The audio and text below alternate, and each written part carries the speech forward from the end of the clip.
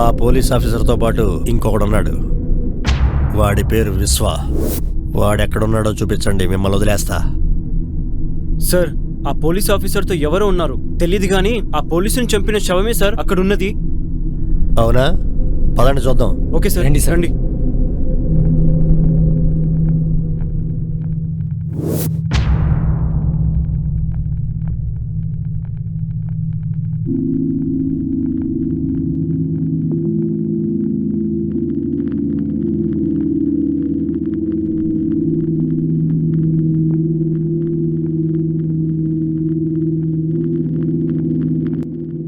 అరే, వచ్చి 7 దగ్గర కూర్చోండి. సార్, 7 దగ్గర నిలబడ్డానికే వీలు లేకుండా కంపు కొడుతుంటే 7 దగ్గర కూర్చోమంటారా ఏంటి? అరే, పోలీస్ ఆఫీసర్ క్రాంతి కుమార్ని చంపేశారు. అతనితో పాటు నాకు కావలసిన విశ్వాన్ని చంపేశారు. మేమే తప్పు చేయలేదు సార్. రే, వచ్చి కూర్చుంటారా చస్తారా?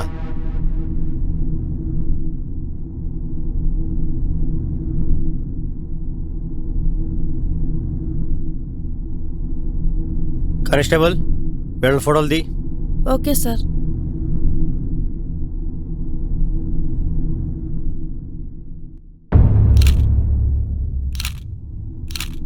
సార్ వద్దు సార్, ఫొటోస్ తీయొద్దు సార్.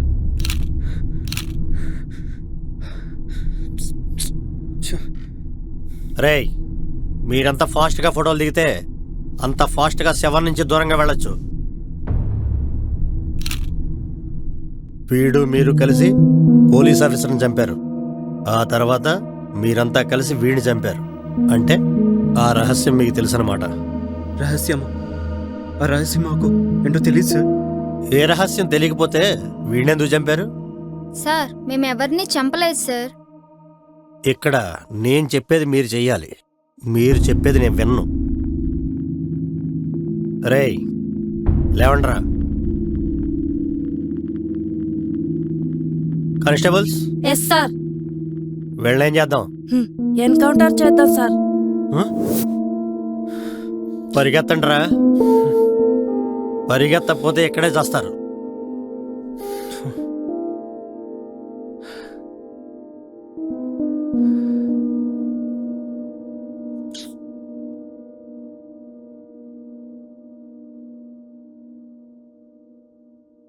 నాకు తెలుసురా మీరు పరిగెత్తరని. ఎందుకంటే పరిగెత్తి ప్రాణాలు పోగొట్టుకోవడం కన్నా నాతో చేతులు కలిపి డబ్బు ఎక్కడుందో చెప్పండి. మీకు కూడా తల ఎంత ఇస్తా. డబ్బా డబ్బా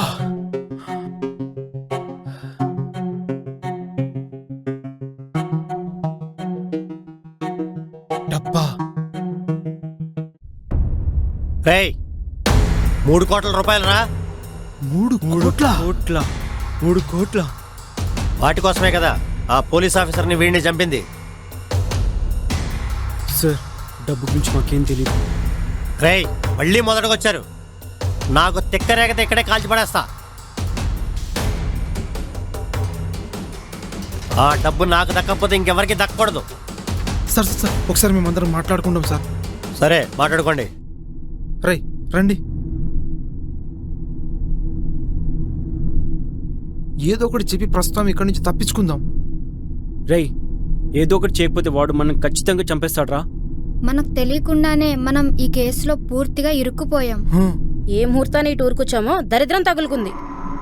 నువ్వేదో ఒకటి చెప్పి ఈ ప్రాబ్లం నుంచి గట్టెక్కించు. సరే, నేను చూసుకుంటా. రండి.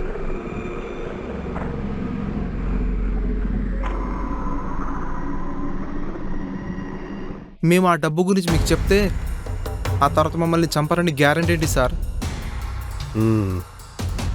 మీ అనుమానం కూడా నిజమే. అయితే ఏం చేద్దామో మీరే చెప్పండి. కొన్ని రోజులు మేము ఆ ఇంట్లోనే ఉంటాం. మీ మీద నమ్మకం కుదిరిన తర్వాత ఆ డబ్బు గురించి మీకు చెప్తాం. కొన్ని రోజులు కాదు, 5 రోజులు టైం ఇస్తున్నా. 6వ రోజున నేను డబ్బైనా చూడాలి, లేదా మీ శవాలైనా చూడాలి.